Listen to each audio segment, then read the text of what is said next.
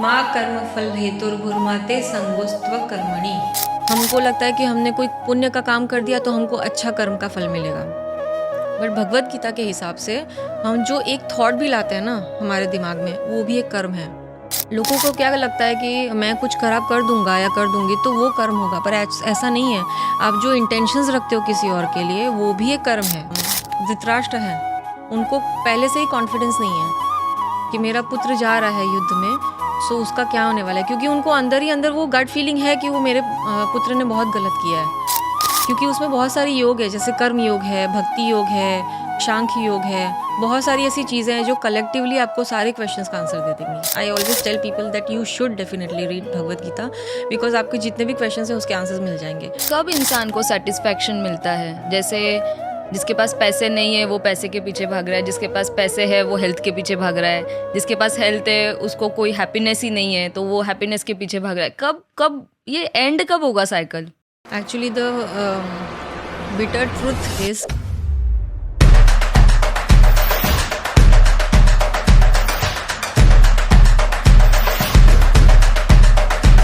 Radhe Radhe Pragya ji. Radhe Radhe, how are you? I am good, आप कैसे हो? एकदम फर्स्ट क्लास। सबसे पहले होली आ रहा है अभी दिस वीक। भगवत गीता के अनुसार होली का क्या महत्व है? भगवत गीता के अनुसार बहुत सारे ऐसे श्लोक में, चैप्टर 2 में, चैप्टर 10 में इसके बारे में बताया गया है। लाइक सबसे ज़्यादा तो कलर्स का जो इम्पोर्टेंस है, सिग्निफिकेंस है। Like red colour is for रजस। जो भगवत गीता में एक्चुअली 3 गुण के ऊपर बहुत सारे श्लोक में बताया गया है, लाइक रजो, तमो एंड सत्व। लाइक रजस यानी बहुत ज़्यादा मटीरियलिस्टिक, डिज़ायरस एंड ऑल, तो that is for red colour. Okay, and सत्व इज़ फॉर येलो कलर, जो भगवान कृष्ण हमेशा येलो कलर में ही रहते हैं। So yellow colour is for सत्व। सत्व यानी purity, knowledge, spiritual enlightenment, balance, stability and all. और तमस यानी कि बहुत dark colour, black, that is for तमस। मतलब वो हमारे इमोशंस को, नेगेटिव इमोशंस को सिग्निफाई करता है। लाइक डिप्रेशन है, एग्जाइटी है, और मतलब जो भी सॉरोज एंड ऑल है, लाइफ की नेगेटिविटीज़, वो। सो कलर्स का होली के हिसाब से भगवत गीता में यही बताया गया है, तीनों गुण के हिसाब से क्या क्या इमोशंस हैं, और उससे रिलेटेड फूड है तो वो भी सब बताया गया। बहुत डीप नॉलेज इसमें दिखाया गया है। इसीलिए हम कलर्स लगाते हैं एक दूसरे को, जो रंग लगाया जाता है। हाँ, actually Holi is a celebration कि बुराई के ऊपर अच्छाई की जीत हुई, कि प्रहलाद अब होलिका उनको साथ लेके बैठी, इवन देन वो नहीं जले। उनको कोई वरदान नहीं मिला था, होलिका को वरदान मिला था, फिर भी वो जल गई, क्योंकि उनके अंदर वो ईगो था। और उनका इंटेंशन जो था, इंटेंशन हमेशा यही था कि मैं जो हिरण्यकश्यप उनके भाई थे, उनको उन्होंने बोला था कि प्रहलाद को लेके बैठो, वो मतलब वो फिनिश हो जाए, वो ख़त्म हो जाए। तो उनका इंटेंशन बहुत गलत था, तो वो उनको वरदान मिलने के बाद भी वो मर गई। और प्रहलाद के पास कोई वरदान नहीं था, उसके पास सिर्फ और सिर्फ भक्ति थी, और भक्ति के साथ वो शाइन हुए और वो नहीं जले। तो एक हिसाब से वो सेलिब्रेशन है अगले दिन जो मनाया जाता है। तो हमारे धर्म में यही बताया गया है कि कभी भी जैसे होलिका दहन हुई, उसको हम लोग यही बोलते हैं कि हमारी जो भी बुराइयां हैं उसको जला दो, और फिर हम उसके बाद एक सेलिब्रेशन शुरू होती है। तो जो वृंदावन है, बरसाना है, वहाँ पे जो सेलिब्रेशन होती है वो इसीलिए होती है कि अगर भगवान श्री कृष्ण हमें होली पे अगर कोई शिक्षा देना चाहेंगे गीता में से, तो वो क्या होगा? ओके, भगवान कृष्ण जी ने तो भगवत गीता में पूरा ज्ञान का भंडार ही दिया हुआ है। सो कोई एक तो नहीं पिकअप कर सकती, बट हाँ, होली के लिए स्पेशली मैं यही बोलूँगी, जो मेन क्रक्स है भगवत गीता का, कि जो तीनों नेगेटिव पॉइंट्स हैं किसी भी इंसान के अंदर, जैसे कि एंगर, लस्ट एंड फियर, काम, क्रोध और भय, तो इन तीनों के ऊपर अगर विजय पा लें तो हम, हमारे लिए होली बेस्ट होगी, मतलब हमारे लिए वो विजय हो गई। क्योंकि यही 3 मेन जो बाय डिफ़ॉल्ट आता ही है हमारे अंदर, जिसकी वजह से हमारी नेगेटिविटी बढ़ती है और हमारे अंदर जो पीस है वो ख़त्म हो जाती है। So overcoming these 3 things will definitely make us win on holy. Very true. मैंने ऐसे काफ़ी लोगों को कहते हुए सुना है कि अगर आप कोई परेशानी में हो, जस्ट भगवत गीता ओपन कीजिए, उसमें कोई भी चैप्टर अगर आप ओपन करते हो तो आपको आपके प्रॉब्लम का सोल्यूशन मिल जाता है। Is that correct? Yes definitely, और मैंने अपनी लाइफ में अप्लाई भी किया इसको. I told you before also when we were having conversation कि मैं जनवरी 2023 से मैंने शुरू किया, and by the end of फरवरी I completed half of my reading. So मैंने ये फील किया कि I am very late in reading this, क्योंकि मेरे जितने भी क्वेश्चंस थे अपनी लाइफ में कि मेरी लाइफ में दुख क्यों आ रहे हैं. फॉर एग्जांपल कुछ हुआ, ऐसी चीज़ें हुई जो मैं एक्सेप्ट नहीं कर पा रही हूँ अपनी लाइफ में, तो वो क्यों हो रही है, तो हमारे अंदर वो एक्सेप्टेंस नहीं आती. तो भगवत गीता में है ना, वो सारी चीज़ों का एक्सप्लेनेशन दिया गया कि what happens, why this happens, birth और डेथ के बीच में जो साइकिल है वो हमें कैसे फेस करना है. तो आई थिंक एक टोटल कलेक्टिव नॉलेज जो है वो है इसमें. सो अगर आप कोई भी सिचुएशन में हो, और मैं ऐसे रैंडमली किसी पेज में कोई श्लोक पढ़ लेती थी, then I use to get relate it कि हाँ ये ऐसा है, तो मुझे इमीडिएटली सोल्यूशन मिल जाता था. That is why I always force people, मतलब I can not force but I always tell people that you should definitely read Bhagavad Gita, because आपके जितने भी क्वेश्चन हैं उसके आंसर्स मिल जाएंगे. क्योंकि उसमें बहुत सारी योग है, जैसे कर्म योग है, भक्ति योग है, सांख्य योग है, बहुत सारी ऐसी चीज़ें हैं जो कलेक्टिवली आपको सारे क्वेश्चंस का आंसर दे देंगी. So you can definitely try it. अगर आपको लाइफ में कभी भी कन्फ्यूजन्स हो रहे हैं और आप कोई भी एक वर्ड्स पढ़ लो तो उसको रिलेट कर सकते. Correct.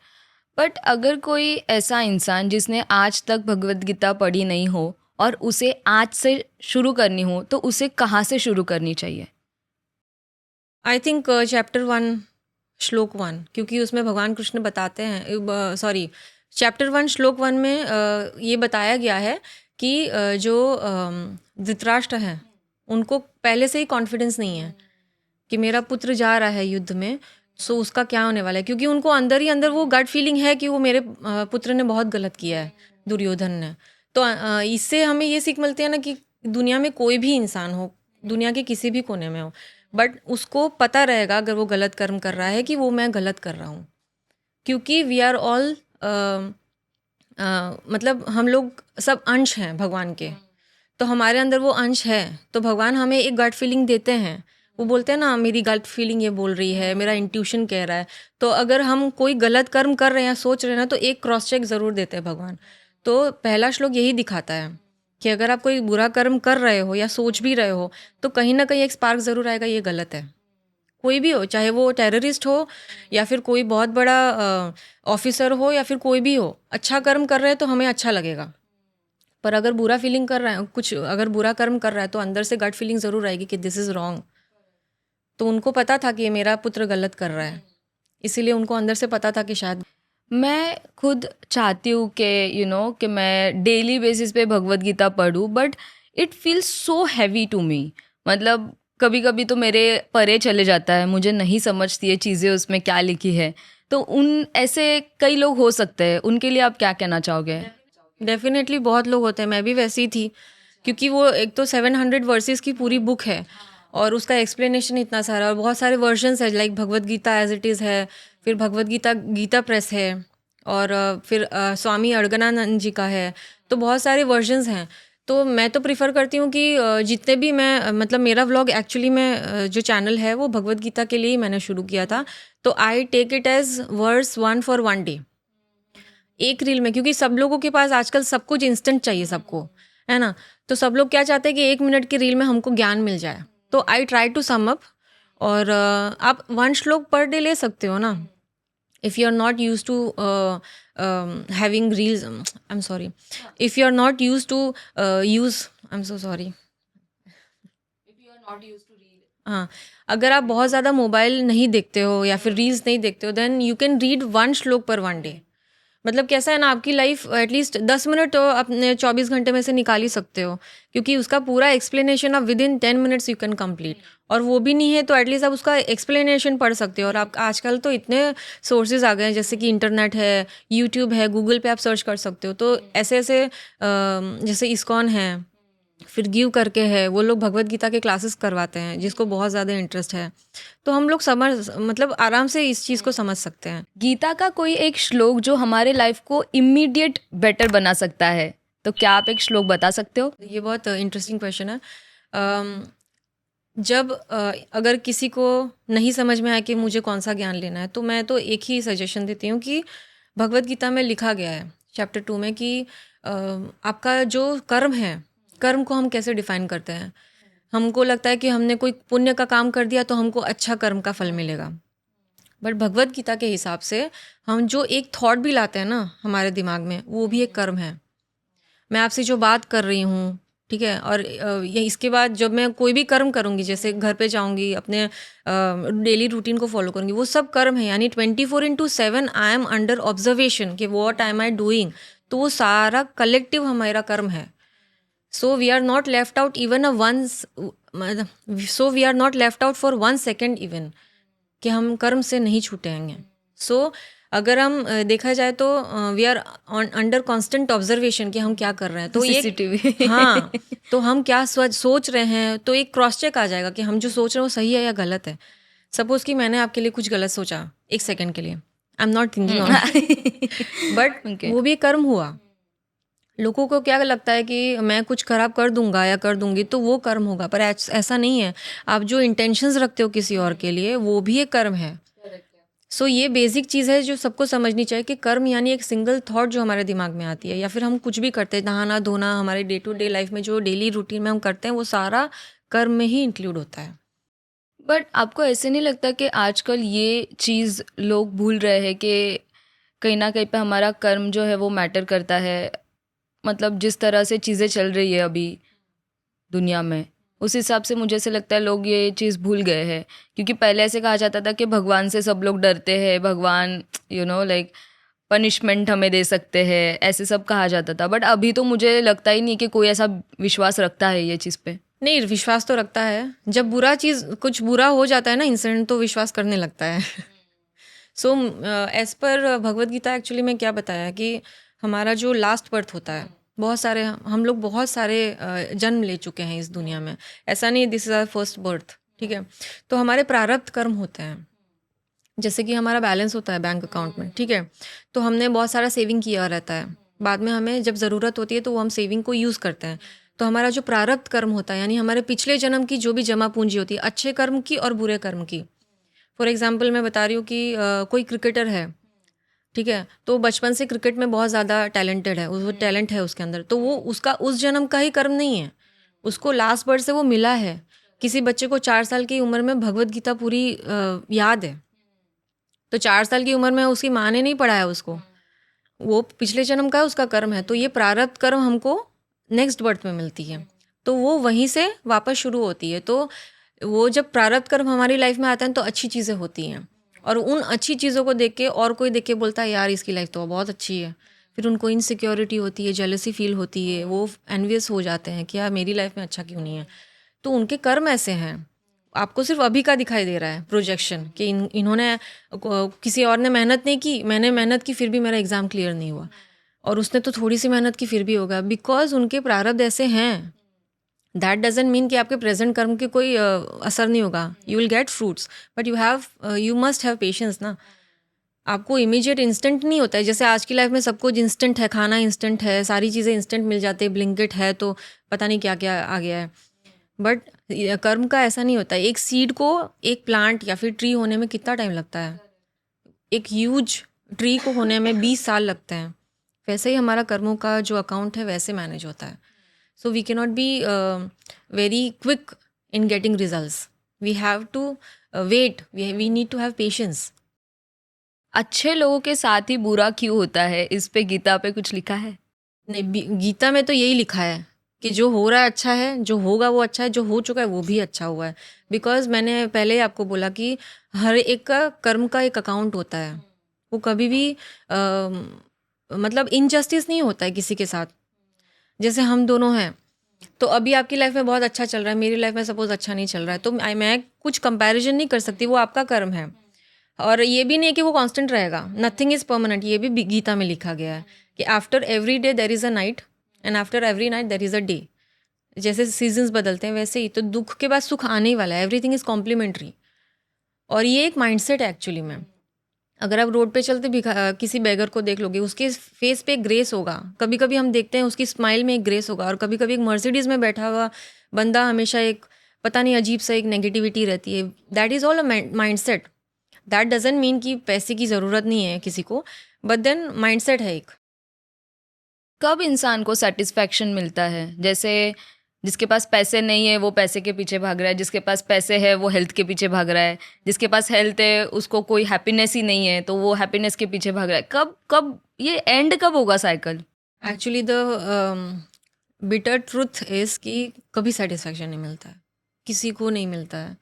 Only satisfaction we get when we feel connected to the divine. जब हम प्योर कॉन्शियसनेस में आ जाते हैं और ऐसा फील करते हैं कि हमारी लाइफ में बहुत कंटेंटमेंट है, मुझे कुछ नहीं चाहिए, दैट इज़ ट्रू ब्लिस. और ये बहुत कम लोगों को होता है. नहीं तो आप देखोगे जब मतलब चाइल्डहुड की बात कर रही हूँ, जब छोटे थे तो ऐसा लगता था 10th क्रैक कर लेंगे तो अच्छा है, लाइफ सेट हो जाएगी. फिर लगता है 12th क्रैक हो जाएगा तो बहुत अच्छा होगा. But does it happen? No. After 12th the main जो वॉर है एक्चुअली 12th के बाद शुरू होता है. कॉलेज करना है, उसके बाद लाइफ सेटल करनी है, उसके बाद शादी करनी है, फैमिली सेट करनी है, मतलब द जर्नी गोज़ ऑन. ऐसा कभी कोई स्टेट नहीं आता है जिसमें हमको ये फील हो कि हाँ ये सेटिस्फैक्शन है. बट हाँ, ये जो स्पिरिचुअल एक्टिविटीज़ हैं लाइक नाम जप हैं, मेडिटेशन है, योग प्राणायाम है, रीडिंग भगवत गीता है, if you stay connected to divine then we feel the true satisfaction. जैसे आपने कहा कि मंत्र जाप करने से काफ़ी फायदे हो सकते हैं, सेटिस्फैक्शन मिल सकता है, उस पर बात करते हैं. हाँ जी, बिल्कुल. मंत्र जाप एक्चुअली में है क्या, पहले तो ये जानना है, क्योंकि मंत्र जाप सब लोगों को लगता है कि कोई एक ही मंत्र जाप करता है. ऐसा नहीं है. रिपीटेशन ऑफ एनी मंत्र लाइक हरे कृष्ण महामंत्र है, या फिर अभी जो ट्रेंडिंग चल रहा है ओम कृष्ण वासुदेवाय हरे परमात्मा ने, वो वाला कोई भी मंत्र ले लो, अगर उसको रिपीटेशन में डालते हैं 108 टाइम्स तो उसको मंत्र जाप बोलते हैं. तो उससे क्या होता है? उससे ये होता है कि हमारी जो एनर्जी है वो एक ही चीज़ पे स्टेबल हो जाती है. लाइक हम लोग एक ही चीज़ कोई कंटिन्यूसली करते तो हमारा जो फोकस है उसी पे आ जाता है, तो हम उस फेज़ के लिए नेगेटिविटी से दूर हो जाते हैं. आजकल की सबसे बड़ी प्रॉब्लम क्या है पता है? Over thinking. तो ओवर थिंकिंग से निकलने के लिए मंत्र जाप इज़ बेस्ट.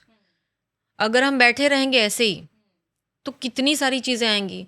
आई थिंक ऐसा कोई भी टाइम होता नहीं कि हमारा दिमाग ऐसे ब्लैंक रहता है या फिर हम लोग कुछ नहीं सोचते हैं. Every second we have a new thought, ये नहीं होगा, और प्रेजेंट मोमेंट का कुछ नहीं, रिगार्डिंग फ्यूचर और पास्ट. तो उससे निकलने के लिए मंत्र जाप इज़ बेस्ट. ये हुआ साइंटिफिक रीज़न.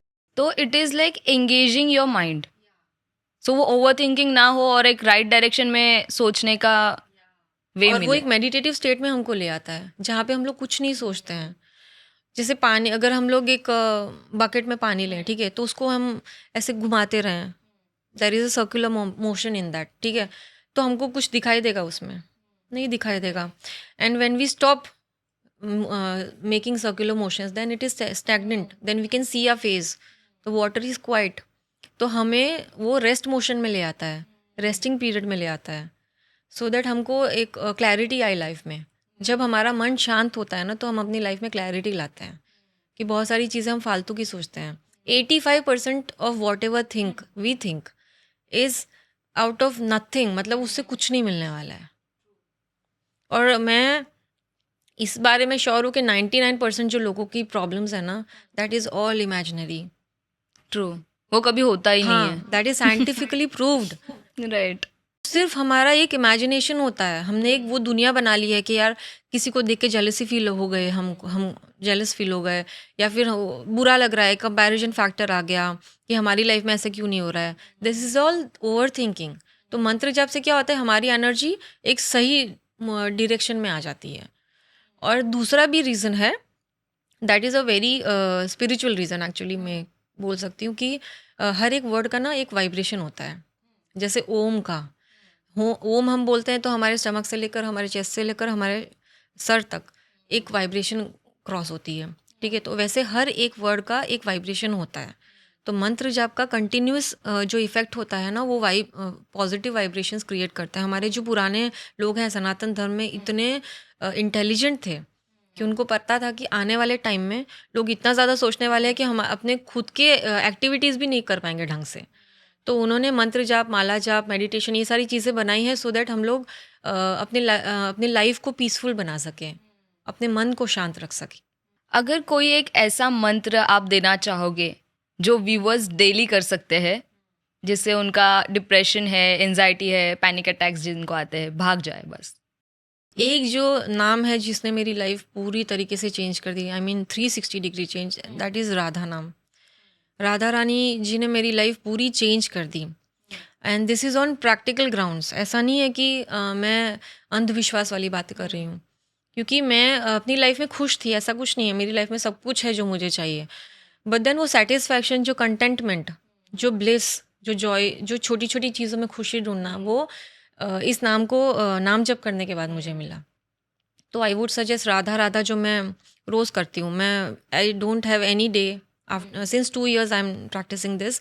मेरी लाइफ में तो मैंने बहुत ज़्यादा इस चीज़ को फील किया है कि your life will be peaceful. Step by step guide बता सकते हो? जैसे आप कहीं पे भी बैठे हो, सिंपल है, कोई रॉकेट साइंस नहीं। आप कहीं पे भी बैठे हो, सपोज कि आप कहीं ट्रैवल कर रहे हो, ठीक है, तो ऐसा नहीं है कि ऋषि मुनियों की तरह आप ध्यान मुद्रा में बैठ के स्पाइनल कॉर्ड स्ट्रेट करके आंख बंद करके ही नाम जप करो।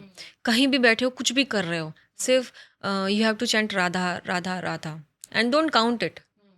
बिकॉज उससे क्या होगा ना कि हम काउंटिंग पे ज़्यादा ध्यान देंगे कि कितना माला हुआ, कितना काउंटिंग हुआ। You just have to repeat. तो उससे क्या होगा ना, हम नेगेटिविटी से दूर रहेंगे, है ना। तो इस प्रैक्टिस के बाद मेरी लाइफ तो बहुत चेंज हुई है, and after that only I started this blog. But sometimes some people से कि चैंटिंग काफ़ी ज़्यादा ऐसे मैकेनिकल लगता है उन्हें, बट इसे एक ट्रांसफॉर्मेटिव प्रैक्टिस कैसे बनाया जाए? ट्रांसफॉर्मेटिव प्रैक्टिस एक्चुअली तभी आप बोल सकते हो जब आप उसको प्रैक्टिस करोगे, क्योंकि एक्चुअली इट इज़ ट्रांसफॉर्मेटिव। क्योंकि अगर आप स्पिरिचुअलिटी के हिसाब से देखने चाहो ना, तो हर एक इंसान, हर एक जो चीज़ है, कोई भी सामान रखा हुआ हो, उसको हम एनर्जी से रिलेट करते हैं, और वो एनर्जी फ्रीक्वेंसी से हर्ट्ज में हम लोग गिन सकते हैं। तो अगर हम लोग चैंटिंग करते हैं तो हमारी जो बॉडी रहती है, तो उसको एक वाइब्रेशंस मिलती है। जैसे ओम हम बोलते हैं, अगर आप कभी ओम का चैंटिंग 10 मिनट तक करोगे, तो आपको फील होगा वो एनर्जी चेंज, एक शिफ्ट हो जाएगा। तो कंटिन्यूसली अगर आप कंसिस्टेंटली करोगे ना, तो आपकी फ्रीक्वेंसी में चेंज आएगा। तो अगर आप फ्रीक्वेंसी का एक चार्ट है कि अगर आप जैसे पॉजिटिव, अगर आप नेगेटिव चीज़ को लेंगे, जैसे सबसे मतलब नेगेटिव चीज़ लिया गया है सुसाइडल टेंडेंसीज, तो वो फ्रीक्वेंसी हर्ट्ज में चले, एकदम नेगेटिव में चली जाएंगी। हाँ, और उसके बाद आएगी कि हाँ, आप डिप्रेशन में हो, एंग्जाइटी में हो, सौरो में हो, फिर उसके बाद जेलसी का आएगा, उसके बाद इनसिक्योरिटी का आएगा, उसके बाद आएगा एक हैप्पी ब्लिसफुल स्टेट। तो वो उसका फ्रीक्वेंसी बढ़ जाएगा, और प्योर कॉन्शियसनेस स्टेट का जो आएगा, उसका फ्रीक्वेंसी हाईएस्ट है। तो जो फ्रीक्वेंसी है हमारी एनर्जी से रिलेट होता है, और वो एनर्जीज चेंज होती है चैंटिंग से। चैंटिंग से भी होता है, मेडिटेशन से भी होता है, जितने भी स्पिरिचुअल प्रैक्टिसेस हैं, लाइक योग प्राणायाम है।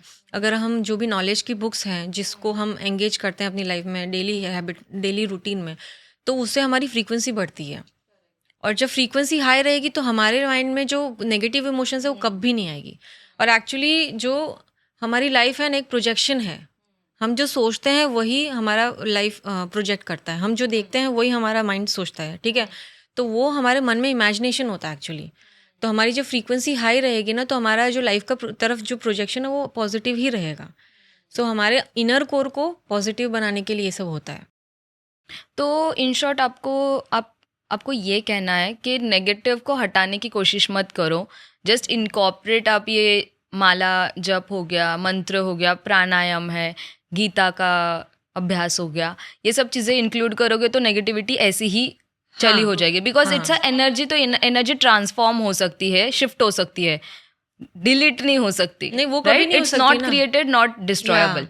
क्योंकि जहाँ पे पॉजिटिव है इफेक्ट, तो नेगेटिव इफेक्ट तो है ही। आइंस्टाइन के लॉ के हिसाब से every action has a equal and opposite reaction. तो हम लोग नेगेटिव तो डिलीट ही नहीं कर सकते हैं, उसको सिर्फ कम कर सकते हैं। तो उसको रिप्लेस कर सकते पॉजिटिविटी से, और वो तभी होगा जब हम अपने इनर सेल्फ पे काम करेंगे।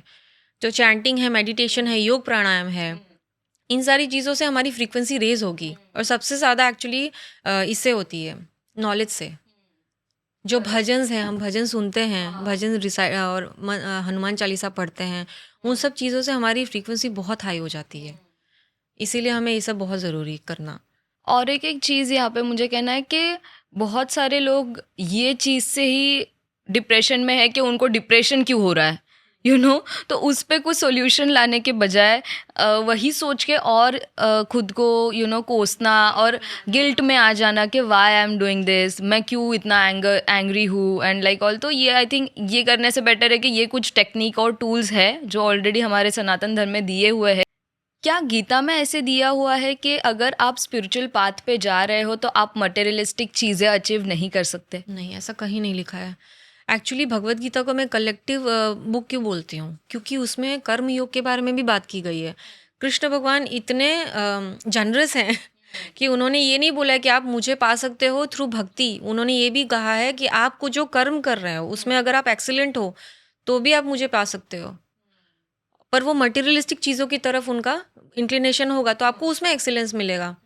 भगवत गीता में यही लिखा गया, आपकी एनर्जी जहाँ डेविएट होगी आपको उसी में रिजल्ट मिलेगा। तो उस सब के बारे में भी ज्ञान दिया गया है। तो रिलीजियस बुक नहीं है वो, actually it is a manual. जैसे इलेक्ट्रॉनिक चीज़ों के एक मैनुअल होता है, कैटलॉग होता है कि आप ऐसे यूज़ करो। तो हमारी लाइफ में जब मैकेनिज्म ख़राब हो जाती है तब हमको ये भगवत गीता अप्लाई करना चाहिए। Bhagavad Gita actually is a manual.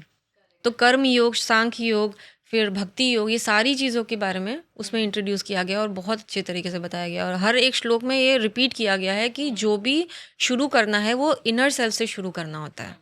और आपने एक भी और बात पूछी थी कि इसके पहले एक और क्वेश्चन था आपका रिगार्डिंग डिप्रेशन के बारे में, कि लोगों को कोई एक पॉइंट ऐसा चाहिए, कोई एक ऐसा स्टेप चाहिए जिससे वो।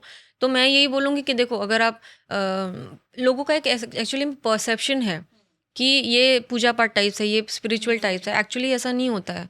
हर एक इंसान की लाइफ में स्पिरिचुअलिटी एक्चुअली एक पार्ट होना चाहिए, क्योंकि ये आपको अपलिफ्ट करेगा, आपकी एनर्जीज को अपलिफ्ट करेगा। That will keep you keep going.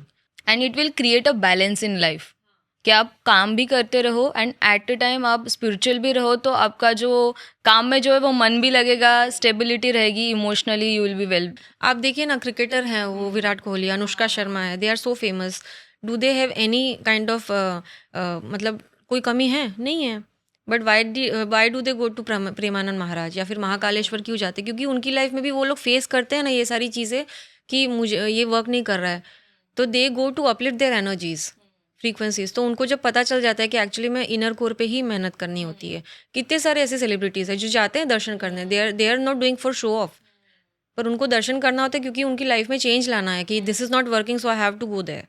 Right. Even Virat Kohli was not a spiritual person, but then since he has gotten married with Anushka, वो काफ़ी spiritual हो गए हैं। और एक वीडियो में तो मैंने ऐसे भी देखा था कि विराट कोहली सीधा एयरपोर्ट से, लाइक मैच खेलने के बाद सीधा एयरपोर्ट से वो जो भजन है वहाँ पे गए थे अनुष्का जी के नीम साथ। करोली बाबा जी के वहाँ पे भी गए थे, फिर प्रेमानंद महाराज जी के वहाँ गए थे, महाकालेश्वर गए थे। तो दे आर इंटेलिजेंट, उनको पता है कि हमारी जो दुनिया है ना ये हमारे लिए है, कि वो बहुत फेमस हैं और हम लोग बहुत ज़्यादा, we are not famous, they are very rich, we are not, we are middle class. ऐसा कुछ नहीं होता है। भगवान के लिए सारे लोग इक्वल होते हैं और सबके लिए रूल्स वही हैं। ओनली थिंग इज़ कि हमें ये बिलीव नहीं होता है कि हमारे अंदर कितनी शक्ति है। उनको ये पता है, उन्होंने वैसे कर्म किए, उन्होंने अपने आप के ऊपर कॉन्फिडेंस वो बिल्ड किया है, उन्होंने वैसे कर्म किए हैं। आप मिलना चाहते हो प्रेमानंद जी महाराज से? मैंने देखा है उनको। कहाँ पे? लास्ट ईयर मैं वृंदावन गई थी ना, that was also a kind of incidence only, कि क्योंकि I was not sure regarding कि मैं जा पाऊंगी कि नहीं, क्योंकि that time my baby was 1.5 year old। So my husband was not sure, क्योंकि वो रात को 2 बजे निकलते हैं। हाँ, रात को 2 बजे निकलते, फिर वहाँ से परिक्रमा करते हैं, तब मिलते हैं सबको। हाँ, तो वहाँ पे ठंड थी, मार्च में हम लोग होली के टाइम पे ही गए थे, तो बहुत भीड़ थी। So my husband was not sure कि हम लोग 2 बच्चों के साथ कैसे जाएंगे। बट देन जो फैमिली फ्रेंड जिसके साथ गए थे वो तो मतलब संकल्प ले चुकी थी कि मुझे मिलना ही है। तो जब वो उन्होंने आके मेरे हस्बैंड को कन्विंस किया तो आई वाज रियली शॉक्ड। वो मान गए, 1 सेकेंड में मान गए, क्योंकि मैंने सरेंडर कर दिया था राधा रानी को कि अगर आप चाहते हो तो मैं करूँगी, because I had a desire कि मुझे मिलना है, उनको देखना है। क्योंकि बहुत लोग बोलते हैं कि कृष्ण भगवान के ही बोली बोलते हैं, वो उनके अंदर किडनी फेल हो गई है, पता नहीं क्या क्या उनकी लाइफ में हुआ, फिर भी उनके चेहरे पे एक अजब ही तेज है। His face is very bright. और वो साइंस भी मतलब फेल हो चुका है, वो सब बोलते हैं 18 साल से उनका वो हो रहा है, डायलिसिस हो रहा है, और उनकी दोनों किडनीज फेल है। तो वो जी कैसे रहे हैं? Because of grace. और ये किसी को चमत्कार से कम नहीं है। लोगों को चमत्कार चाहिए, सबसे बड़ा चमत्कार तो वही है। हम इमेजिन कर सकते हैं, क्योंकि एक किडनी नहीं होती तो चलता, मतलब समझ जाता कि हाँ भाई हो रहा है, लाइफ चल रहा है। बट उनकी दोनों किडनीज फेल हैं। तो मुझे देखना था, और बाय लक, गॉड्स ग्रेस में देख ली उनको। प्रेमानंद जी महाराज का अभी एक वीडियो काफ़ी वायरल हुआ था जिसमें वो पपेट का एक वीडियो है। तो हाँ, he is laughing so much, और वो देख के इतना मतलब खुशी मिलती है हमें भी कि उनके चेहरे पे इतना तेज है कि सामने वाला जो भी वीडियो वो देखेगा ना, he will also be like. And उनका एक बिहेवियर भी काफ़ी ऐसे चाइल्ड जैसे था, एकदम जैसे हम खुश हो जाते हैं बच्चे देख के। तो वो काफ़ी अच्छा लगा, मतलब वो video. Very humble, very humble.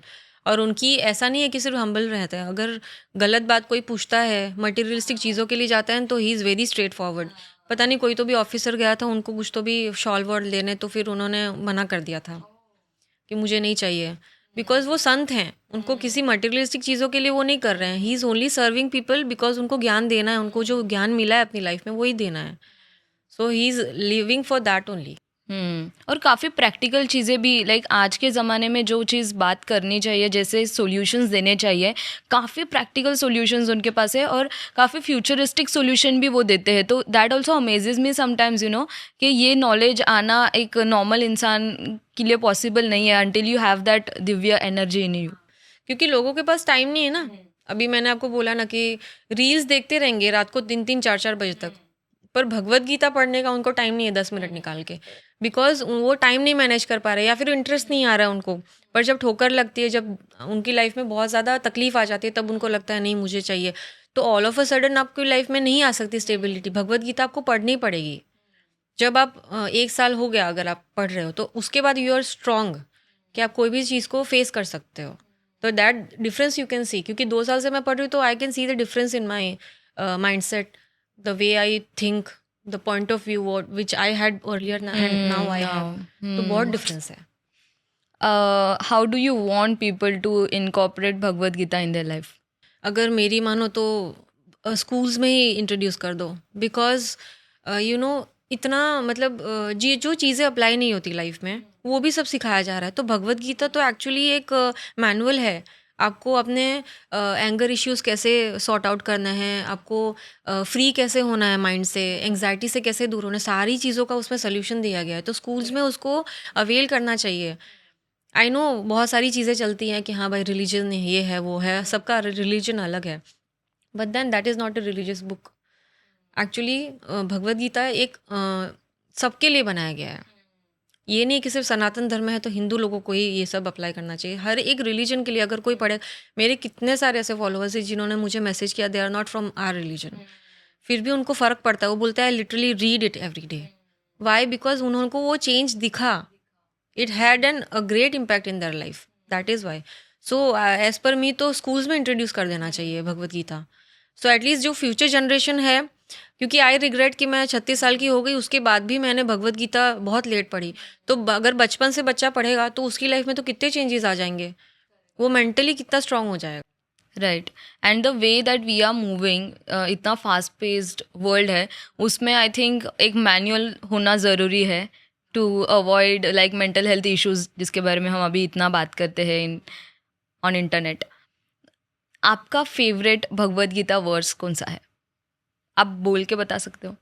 कर्मणे वाधिका रस्ते माँ फलेषु कदाचन माँ कर्मफल हेतुर्भुर्माते संगोस्त्व कर्मणि। थैंक यू सो मच प्रज्ञा जी, आप आए और आपने ना एक्चुअल में भगवद गीता के रिलेटेड जितने भी मेरे मन में क्वेश्चंस थे वो तो एटलीस्ट आपने सॉल्व किए। सो आई एम सो हैप्पी कि मुझे आपसे बात करने का मौका मिला, और इतना ब्यूटीफुल पॉडकास्ट फर्स्ट टाइम मैंने किया है। मुझे ऐसा लगता है, मुझे बहुत खुशी हो रही है कि आई होप कि हमारे व्यूअर्स को भी उतना ही ये पॉडकास्ट पसंद आएगा और उसमें से सीखने मिला होगा, और एक practical way to start using Bhagavad Gita in their daily life.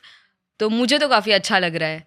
आपको कैसे लगे? Thank you so much, I am so grateful for this kind words. क्योंकि first of all thank you for inviting me, और to give me such a platform, a good platform to show importance of Bhagavad Gita.